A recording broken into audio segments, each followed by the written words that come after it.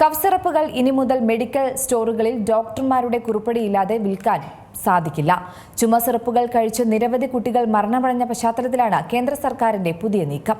ചുമ സിറപ്പുകൾ കഴിച്ച് സമീപമാസങ്ങളിൽ നിരവധി കുട്ടികൾ മരണമടഞ്ഞ പശ്ചാത്തലത്തിലാണ് കേന്ദ്ര സർക്കാർ സുപ്രധാനമായ നിയന്ത്രണ മാറ്റത്തിനൊരുങ്ങുന്നത്. കഫ് സിറപ്പുകൾ ഇനി മുതൽ മെഡിക്കൽ സ്റ്റോറുകളിൽ ഡോക്ടറുടെ കുറിപ്പടിയില്ലാതെ വിൽക്കാൻ കഴിയില്ല.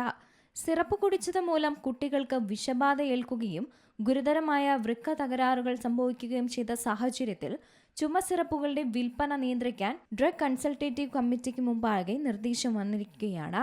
സാധാരണക്കാർക്ക് എളുപ്പത്തിൽ ലഭ്യമാകുന്ന ഷെഡ്യൂൾ കെ പട്ടികയിൽ നിന്ന് ചുമ സിറപ്പുകളെ ഒഴിവാക്കാനാണ് പ്രധാനമായും ശുപാർശ ചെയ്യുന്നത്. ചുമ സിറപ്പുകളുടെ ഓവർ ദി കൗണ്ടർ വിൽപ്പന അവസാനിപ്പിക്കാനുള്ള നീക്കമാണ് കേന്ദ്ര ആരോഗ്യ മന്ത്രാലയം പരിഗണിച്ചത്.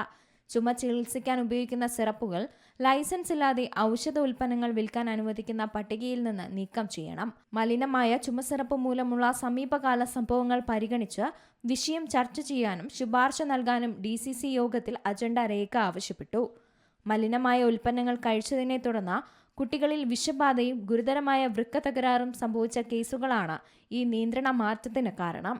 നിലവിൽ കഫ് സിറപ്പുകൾ ഉൾപ്പെടുന്നത് ഷെഡ്യൂൾ കെ വിഭാഗത്തിലാണ്. പൂർണ്ണമായും മരുന്ന് വിൽപ്പന ലൈസൻസ് ഇല്ലാതെ ഗ്രാമങ്ങളിൽ പോലും വിൽക്കാൻ കഴിയുന്ന ദൈനംദിന ആവശ്യത്തിനുള്ളതും കുറഞ്ഞ അപകട സാധ്യതയുള്ളതുമായ മെഡിക്കൽ ഉൽപ്പന്നങ്ങളാണ് ഈ വിഭാഗത്തിൽ ഉൾപ്പെടുന്നത്.